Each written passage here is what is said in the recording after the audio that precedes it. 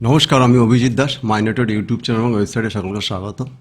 আজ আমরা শিখব কি বুলিয়ান অ্যালজেব্রা এবং পোস্টুলেট সম্পর্কে কাকে বলে। অর্থাৎ বুলিয়ান অ্যালজেব্রা এর পোস্টুলেটস কাকে বলে, বাংলায় বলে স্বতঃসিদ্ধ বলা হয়। বাংলাতে কী বলে? স্বতঃসিদ্ধ। তো স্বতঃসিদ্ধ মানে কি হলো? এমন কিছু মৌলিক নিয়ম, ধারণা বা সূত্র যা কোনো প্রমাণ ছাড়াই সত্য বলে ধরে নেওয়া হয়। বুলিয়ান অ্যালজেব্রার এই সমস্ত জটিল থিওরি এবং লজিক সার্কিটের এই প্রাথমিক নিয়মগুলির উপর ভিত্তি করে তৈরি ও প্রমাণিত হয়েছে। অর্থাৎ কি পোস্টুলেটস মানে স্বতঃসিদ্ধ, অর্থাৎ কি এই আগে থেকে প্রুফ করা আছে, এটাকে প্রুফ করার কোনো প্রয়োজন নাই। অর্থাৎ এটাকে আমাদের প্রুফ করে, আমি কোনো একটা যদি কোনো সমীকরণ বলা হলো, মনে করো a plus b whole square, অর্থাৎ a square plus 2b plus b square, এটা কি আগে থেকেই আমাদের প্রমাণিত। তো প্রমাণিত কেন প্রমাণিত? অর্থাৎ কেউ একজন তৈরি করেছিল এবং সে সেটা প্রুফ করে দিয়ে দিয়েছে। আমরা এটাকে মুখস্থ করি এবং সেটাকে মুখস্থ করে ব্যবহার করে আমরা কী করি? আমরা বিভিন্ন অঙ্ক সলভ করি। ঠিক তেমনি এটা হলো আমাদের বুলিয়ান পোস্টুলেটস। তো সে বুলিয়ান পোস্টুলেটসের এখানে কিছু কিছু নিয়ম আছে। তো এখানে যেমন এখানে প্রধান কি বলেছে, প্রধান বুলিয়ান পোস্টুলেট সমূহ কি, যেমন এখানে কি বলেছে, যেমন এ হবে, এখানে ডলার হবে না, এই দুটো জিনিস হবে না। এ একটি বুলিয়ান ভেরিয়েবল যার মান কেবল 0 অথবা 1 হতে পারে। তো এটা একটা এর আমাদের আগে থেকে নিয়ম দেওয়া আছে। এ কোনো একটা ভেরিয়েবল, বুলিয়ান ভেরিয়েবল, এর আমি নাম দিয়েছি, এক্সও দিতে পারি, যা কিছু দিতে পারি, কিন্তু আমরা এখানে এ ধরেছি। তো সেই এর মান কী হতে পারে? হয় 0 না হলে 1 হতে পারে।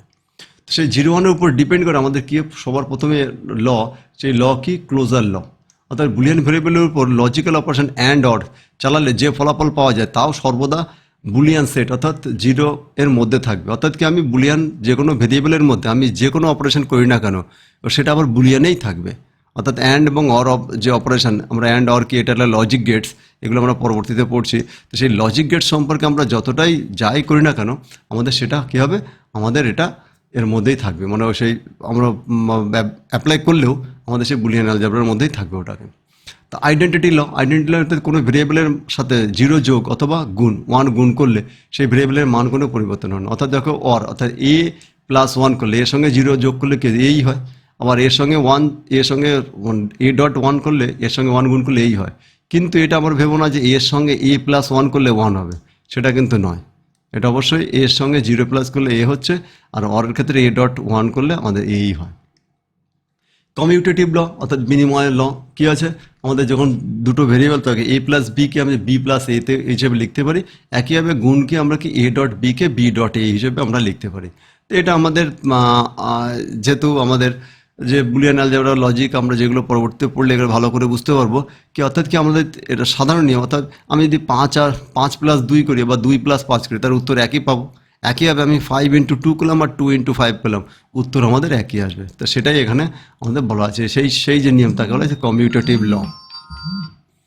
এরপরে আসছে কি আমাদের অ্যাসোসিয়েটিভ ল। অ্যাসোসিয়েটিভ ল মানে কি?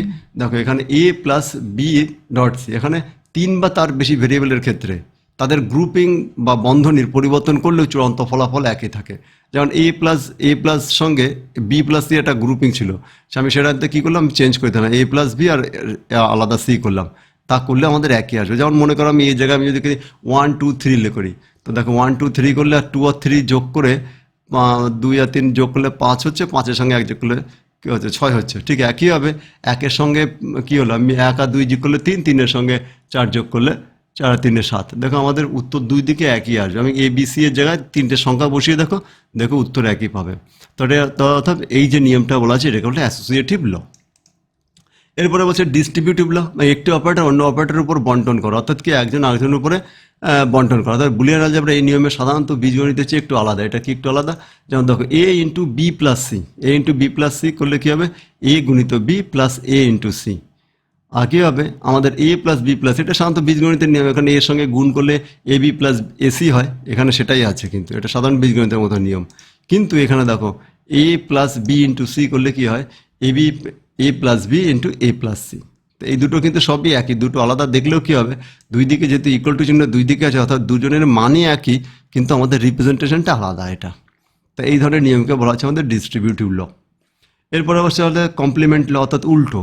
মানে কোনো একটা ভেরিয়েবল তার উল্টোকে যদি যোগ করা হয় তাহলে কী হবে? যোগ মানে অর, তাহলে দেখো এ প্লাস এ বার করলে 1 হচ্ছে, আবার একইভাবে এ ডট এ বার করলে 0 হচ্ছে। এ বার মানে কি? এই যে এখানে তোমরা দেখতে পাচ্ছ এই যে ড্যাশ, এই ড্যাশটাকে বলা হচ্ছে কি বার। এই যে ছোট্ট দাগটা দেখতে পাচ্ছ এটাকে বলা হচ্ছে বার, বা কোনো কোনো বইতে তোমাদের উপরে এরকম দাগ দেওয়া থাকে, তা সেটাকে বলা হচ্ছে বার। অর্থাৎ কোনো বা মানে কোনো একটা ভেরিয়েবল তার বিপরীতকে যদি যোগ করা হয় তাহলে কী হবে, 1 হবে। আবার যদি কোনো কোনো একটা ভেরিয়েবল তার বিপরীত অর্থাৎ তার কমপ্লিমেন্টকে তার সঙ্গে গুণ করলে কী হবে, 0 হবে। অর্থাৎ এখানে দেখো 1 গুণিত 0 মানে 0, আর 1 প্লাস 1 মানে 1 প্লাস 0 মানে 1, এটাই। তো এটা গেলো কমিউটেটিভ ল। তো এই সহজ কথায় কি মনে রাখার নিয়ম হলো করে, ডালপালা ছাড়ানোর আগে গাছ মূল যেমন মাটির নিচে শক্ত থাকে, ঠিক তেমনি বুলিয়ান অ্যালজেব্রা বড় বড় সমীকরণ বা লজিক গেটের সমাধান করার আগে পোস্টুলেটসের একটা স্বতঃসিদ্ধগুলো হলো এর মূল ভিত্তি। অর্থাৎ কি বুলিয়ান অ্যালজেব্রা যখন আমরা কাজ করব তখন যে এরপরে যে বিভিন্ন বড় বড় সমীকরণ নিয়ে কাজ করব, তো সেই সমীকরণের ক্ষেত্রে আমাদের এই ফর্মুলাগুলো অর্থাৎ এই সিদ্ধান্তগুলো আমাদের অ্যাপ্লাই করতে হবে। তাহলে এই সিদ্ধান্তগুলো অ্যাপ্লাই করলে অনেক সময় আমরা ছোট হবে, যা সিম্পলিফিকেশন হিসেবে ব্যবহার করা, এবং পরবর্তীতে আমরা সিম্পলিফিকেশন হিসেবে পড়বো, সিম্পলিফিকেশন জিনিসটাকেই সেটা পড়বো। তো আজকে আমরা পড়লাম কি আমাদের বুলিয়ান পোস্টুলেটস, অর্থাৎ আমাদের স্বতঃসিদ্ধ, আমাদের আগে থেকে যে নিয়মগুলো আমাদের বলে দেওয়া আছে ফিক্সড, যেগুলো প্রুভ করার কোনো প্রয়োজন নেই, তা সেটাকে বলা হচ্ছে বুলিয়ান পোস্টুলেটস। তো এখানে দেখো আমাদের সংক্ষিপ্ত আকার দেওয়া আছে, এখানে তোমাদের আগেরটা তোমাদের কীভাবে ওখানে এক্সপ্লেন করা আছে, এখানে শুধুমাত্র ফর্মুলাগুলো লেখা আছে। তো আজকের ভিডিওতে এইটুকু থাকছে। এর পরের থেকে আমরা যে লজিক গেট, মূল জিনিস বুলিয়ান অ্যালজেব্রার যে গেটের উপর ডিপেন্ড করে আমাদের সমস্ত সার্কিটগুলো ডিজাইন হয়, তা সেই যে গেট, সেই গেট সম্পর্কে আমরা পরবর্তী ভিডিওতে পড়বো। তো সেগুলো বিভিন্ন লজিক গেট সম্পর্কে পড়বো। তো আজকে আমরা এই ভিডিওতেই তোমাদের এইটুকু রাখছি। তোমাদেরকে অনেক অনেক ধন্যবাদ, এবং এই চ্যানেলকে লাইক, শেয়ার এবং সাবস্ক্রাইব করবে।